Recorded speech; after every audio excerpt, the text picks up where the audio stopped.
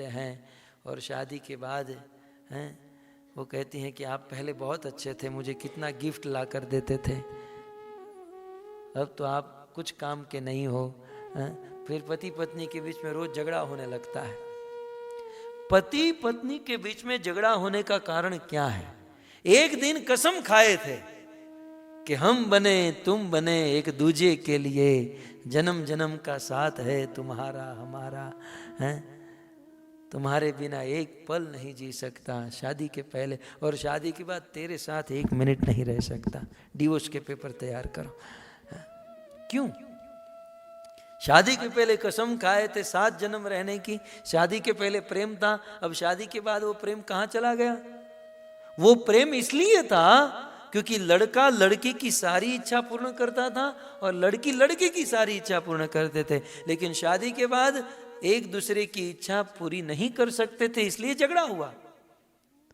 तो प्रेम वहीं पर पॉसिबल है जहां एक दूसरे की इच्छा पूर्ण होती है, और हमारी इच्छा हम स्वयं पूर्ण नहीं कर सकते, हम दूसरों की क्या करेंगे? इस संसार में सबकी इच्छा पूर्ण करने वाला एक ही व्यक्ति है और वो है भगवान कृष्ण। उनके पास पूर्ण धन है, रूप है, ज्ञान है, बल है, सुंदरता है, जो मांगोगे सब कुछ मिलेगा भगवान कृष्ण से। तो एक तो वह चिन्मयी तत्व है, माधुर्य तत्व है, सारी इच्छाओं को पूर्ण करते हैं, इसलिए भगवान श्री कृष्ण की हमारे जीवन में जरूरत है, क्योंकि वह प्रेम करने वाले तत्व है। अंत में कि यदि भगवान एक है, एक ही भगवान है, तो इतने सारे धर्म क्यों? ये भी एक प्रश्न बनता है ना, कि भगवान एक है, बाकी सब देवी देवता हो सकते हैं, उनके अवतार हो सकते हैं, उनके रूप कला आदि हो सकते हैं, भगवान एक हैं, वो है कृष्ण, तो फिर इतने सारे धर्म क्यों?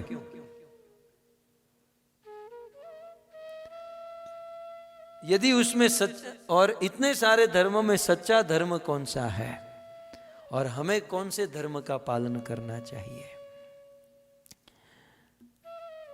जैसे इतने सारे धर्मों का निर्माण जो है वो धर्म बनाने वाले देश काल को देखकर धर्म का निर्माण किया। जीसस क्राइस्ट इस धरती पर आए, लगभग 2000 साल बीते, और 2000 साल पहले जो सिचुएशन थी, जो स्थिति थी, उस स्थिति को देखकर जीसस ने क्रिश्चियन धर्म का निर्माण किया। 1550 वर्ष पूर्व मोहम्मद पैगंबर आए, और मोहम्मद पैगंबर जिस स्थान पर आए और उस स्थान पर जो स्थिति चल रही थी, उस स्थान स्थिति को देखकर उन्होंने मुस्लिम धर्म का निर्माण किया। ये जितने भी धर्म का निर्माण हुआ, ये स्थान स्थिति को देखकर। मैंने पढ़ा है बाइबल, मैंने स्थिति को समझा है, जहां तक मैं समझा हूं। जीसस के जमाने में लोग आदिवासी हुआ करते थे। एक भाई दूसरे भाई को काट कर मार कर खा जाता था। इस देश में ऐसी स्थिति आ चुकी थी, और ऐसी सिचुएशन में और ऐसे स्थान पर जीसस का जन्म हुआ। जीसस स्वयं वेजिटेरियन थे, याद रहे। जीसस क्राइस्ट स्वयं तमोगुणी आहार, प्याज लहसुन भी नहीं खाते थे, और वे जानते थे कि ये सब नहीं खाना चाहिए, नहीं करना चाहिए, लेकिन उस समय एक आदमी दूसरे आदमी को काट कर मार कर खा जाता था। उस समय जीसस कहने लगे कॉफी नहीं पीनी चाहिए, ऑनियन गार्लिक नहीं खाना चाहिए, लोग जीसस को ही मार देते। और हुआ फिर आगे चलकर ऐसा। इसलिए उन्होंने क्या सोचा कि मैं इतना बड़ा सिद्धांत बताऊं, उससे अच्छा है कि धीरे धीरे करके लोगों को सुधारूं। तब जीसस ने क्या किया कि बोले कोई बात नहीं, आप जो कर रहे हो करो, लेकिन एटलीस्ट संडे टू संडे आप चर्च में आया करो, और संडे टू संडे चर्च में आकर हफ्ते भर पूरे वीक में जो पाप करते हो उस पाप का इजहार करो, बयान करो, तो भगवान आपको क्षमा कर देंगे, माफ कर देंगे। और धीरे धीरे लोग करने लगे, एटलीस्ट चर्च में आने लगे, एटलीस्ट अपना पाप बोलने लगे, एटलीस्ट उन लोगों को पता चला कि हम ये जो कर रहे हैं गलत कर रहे हैं। धीरे धीरे समाज को सुधारे पर लाने लगे। और जीसस कहते थे कि मुझे आपको बहुत कुछ सिखाना है, लेकिन वो समय नहीं आया जब आपकी स्थिति बनेगी, मुझे आपको बहुत कुछ बताना है। वो समय आया नहीं और जीसस को जड़ दिया। मोहम्मद पैगंबर का भी ऐसा ही था, पशुओं को मार कर काट कर खाते थे। पैगंबर कभी भी मांस नहीं खाते थे और उनकी इच्छा थी कि कोई भी मांस न खाए, लेकिन वो कैसे बंद कराते? इसलिए उन्होंने 2 नियम लगाए कि ठीक है मांस खाओ, लेकिन उसको हलाल करके खाओ। हलाल माने किसी भी पशु को सीधे मत मारो, उसको धीरे धीरे छुरी चलाकर। मोहम्मद साहब ने सोचा कि हलाल करेंगे, पशुओं को तड़पता हुआ देखेंगे तो आज नहीं तो कल इनको दया आएगी। और शुक्रवार के दिन दरगाह में आओ, मस्जिद में आओ, नमाज पढ़ो, ईश्वर से प्रार्थना करो। ऐसे धीरे धीरे करके वो समाज को सुधार रहे थे और इससे मुस्लिम धर्म क्रिश्चियन धर्म की स्थापना हो गई।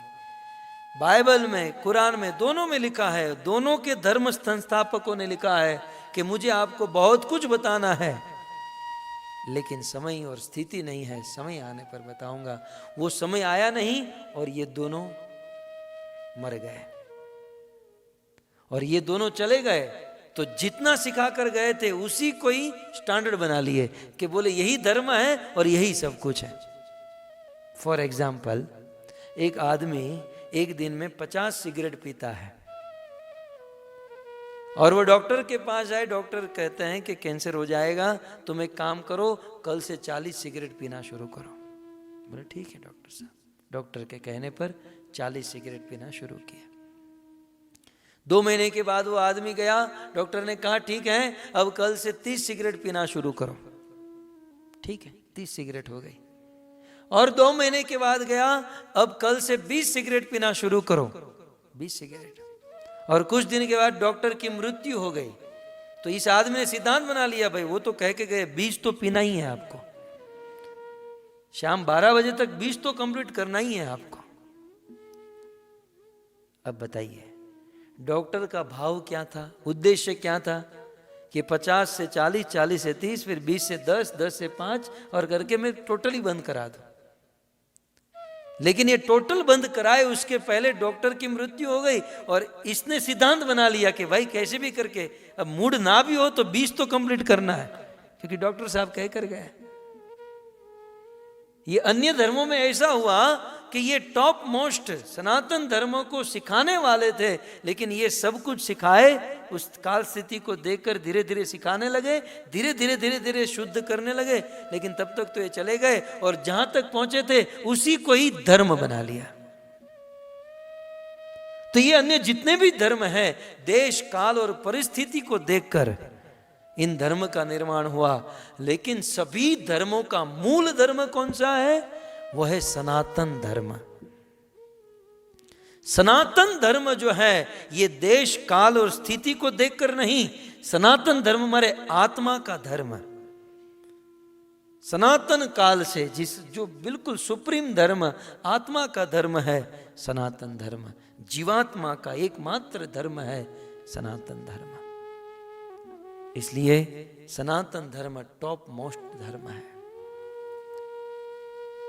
इसका अर्थ यह नहीं है कि मुस्लिम धर्म गलत है, क्रिश्चियन धर्म गलत है।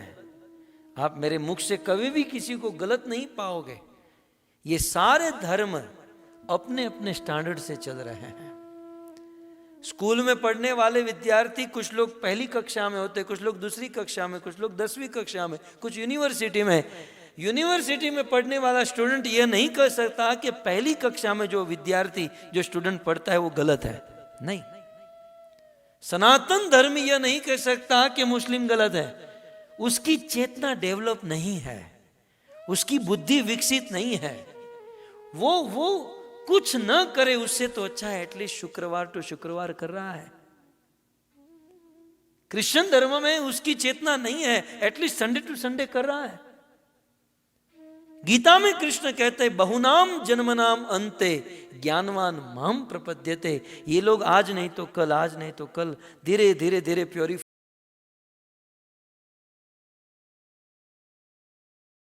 धीरे धीरे प्योरीफाई होते होते होते सनातन धर्म के लेवल में पहुंच जाएंगे।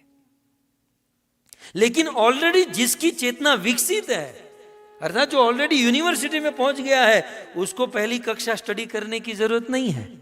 समझ रहे ना? जो कॉलेज में है, जो यूनिवर्सिटी में, उसको नीचे आने की जरूरत नहीं है, उसको वहां से और आगे बढ़ने की जरूरत है। ठीक उसी प्रकार जैसे हम जैसे लोग ऑलरेडी हमारी चेतना विकसित है, भगवान ने विशेष बुद्धि दी है, शुद्ध सात्विक संस्कार दिए हैं, तो अब हमको नीचे उतरने की जरूरत नहीं है, सनातन धर्म से आगे बढ़ने की जरूरत है। आखिर सारे धर्म सनातन धर्म की ओर बढ़ रहे हैं और हम ऑलरेडी सनातन धर्म में आ चुके हैं, चेतना विकसित है, तो हमें सनातन धर्म का पालन करना चाहिए। और सनातन धर्म क्या है? समय हो चुका है, लास्ट एंड फाइनल, अंतिम। सनातन धर्म किसे कहते हैं? सनातन माने आत्मा का धर्म। भक्तों, ये शरीर, दो धर्म होते हैं, एक तो शरीर का धर्म, एक आत्मा का धर्म। अब तो आप जान चुके हैं शरीर और आत्मा। शरीर का धर्म क्या है? इस शरीर का जिस देश में जन्म हुआ उस देश की सेवा करना, यह शरीर धर्म है। जिस माँ बाप ने इस शरीर को जन्म दिया उनकी सेवा करना, यह शरीर का धर्म है। इस शरीर की पत्नी, शरीर से बच्चे, ये सब सेवा करना, ये शरीर का धर्म है। लेकिन शरीर टेम्परवरी है, इसलिए शरीर का जो धर्म है वो भी शरीर की तरह टेम्परवरी है। लेकिन आत्मा सनातन है, आत्मा कांस्टेंट है। इसलिए आत्मा की जो रिस्पॉन्सिबिलिटी है, आत्मा का जो धर्म है, वो सनातन, वो श्रेष्ठ धर्म है। इसलिए सवे पुंसा परो धर्म, इस संसार में सबसे बड़ा धर्म, मूल धर्म एक ही है, यतोर भक्ति अधोक्षज, आत्मा के द्वारा परमात्मा की सेवा और परमात्मा से प्रेम, ये सबसे बड़ा धर्म है। और यदि आत्मा के द्वारा परमात्मा अर्थात भगवान श्री कृष्ण की सेवा या प्रेम किया जाए तो जीवन की सारी इच्छाएं पूर्ण होगी, सारी बाधाएं दूर होगी, मन शांत होगा, संतुष्टि होगी और मरने के बाद भगवान का धाम वैकुंठ पा जाएंगे। इसलिए परम धर्म है परमात्मा भगवान श्री कृष्ण की सेवा और कृष्ण की भक्ति। कृष्ण की सेवा, कृष्ण की भक्ति किसे कहते हैं? भक्ति माने प्रेम, और जहां प्रेम होगा वहां सेवा होगी। तो वैसे भगवान श्री कृष्ण से प्रेम 64 तरीके से किया जा सकता है। 64 टाइप्स, 64 तरीके से कृष्ण को प्रेम किया जा सकता है। उन 64 तरीकों में 9 तरीके उत्तम माने गए हैं, जिसे हम नवदा भक्ति कहते हैं। श्रवण, कीर्तन, स्मरण आदि, ऐसे 64 है, लेकिन उसमें 9 मूल है और 9 में भी 5 और मुख्य है। और 5 में सबसे मुख्य है, इस कलयुग में सबसे मुख्य है भगवान का नाम है। कल हमने सुना ना, मनः त्रायते इति मंत्र। कलयुग में महामंत्र जो है, ये महामंत्र भी है और ये महामंत्र भगवान के नाम के अनुसार है। तो कलयुग में ईश्वर से प्रेम करने के लिए उनका नाम लेना होगा, उनके मंत्र का जाप करना होगा। ऐसा मंत्र जो नाम भी है और मंत्र भी है। आप कहोगे वैसे तो भगवान के बहुत नाम हैं, हरि के 1000 नाम, कृष्ण के करोड़ नाम, मंत्र भी बहुत है। तब हम तो प्रमाण, इस सेमिनार में जितनी भी बातें हुई सब प्रमाण से हुई, तो मैं अंत में क्यों प्रमाण न दूं, प्रमाण से ही समाप्त करूं। पद्म पुराण में ऐसा लिखा है, ध्यान से सुनिए। वेदव्यास मुनि लिखते हैं, 32 अक्षरम मंत्र नाम षोडश कान्वितम प्रजपन वैष्णवो नित्यम राधा कृष्ण स्थलम लभेत। पद्म पुराण में वेदव्यास जी कहते हैं, ध्यान से सुनिएगा ये श्लोक, ये अंतिम श्लोक है। द्वा माने 2, 30 माने 30, 30 और 2 कितने होते हैं? 32। तो 32 अक्षरम मंत्र, 32 अक्षर का मंत्र, ठीक है।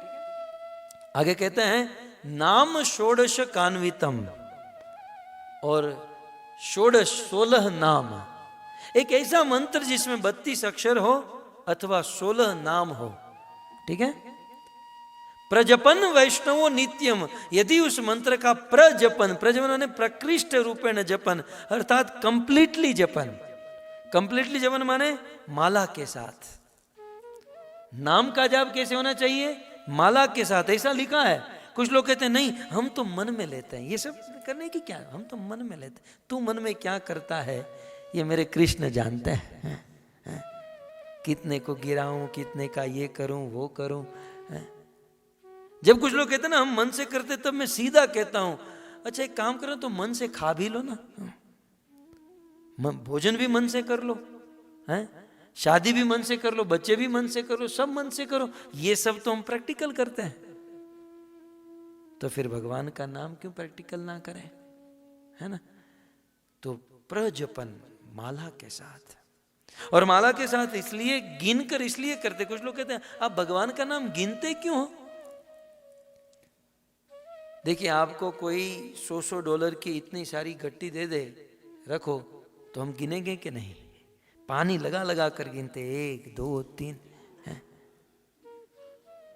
मैं सीधा जवाब देता हूं उन लोगों को कि आप डॉलर की वैल्यू करते हो इसलिए आप डॉलर को गिन कर लेते हो, हम भगवान के नाम की वैल्यू करते हैं इसलिए नाम को गिन कर लेते हैं। और गिनने का अर्थ यह भी है कि हम गिनते इसलिए हैं क्योंकि ये कम ना हो। कलयुगी बुद्धि का ये स्वभाव है कि धीरे धीरे हम लोग कम करते जाते हैं, आलस प्रमाद, ये कम ना हो, रोज बढ़ते जाए, इसलिए गिनते हैं। तो प्रजपन 32 अक्षर का मंत्र जिसमें 16 नाम है, प्रजपन ऐसे मंत्र का यदि माला से जाप करते हैं तो फल क्या मिलेगा? पद्म पुराण वेदव्यास मुनि, राधा कृष्ण स्थलम लभेत, राधा और कृष्ण जिस वैकुंठ में रहते हैं, स्थलम लभेत, उस स्थान को वो प्राप्त कर जाता है।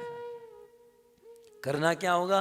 32 अक्षर और 16 नाम वाले मंत्र का जाप करना होगा। अब आप ही बताइए ऐसा कौन सा मंत्र है जिसमें 32 अक्षर और 16 नाम है? कृष्णा कृष्णा हरे हरे हरे राम। तो ये महामंत्र ही एक ऐसा मंत्र है जिसमें 32 अक्षर और 16 नाम है। इसे महामंत्र कहते हैं। महामंत्र इसलिए क्योंकि अन्य मंत्र जपने में स्थान चाहिए, पात्र चाहिए, योग्यता चाहिए, पवित्रता चाहिए, लेकिन महामंत्र एक ऐसा है जिसमें पात्र अपात्र किसी का भी ये नहीं, कोई भी कहीं भी ये महामंत्र जाप कर सकता है।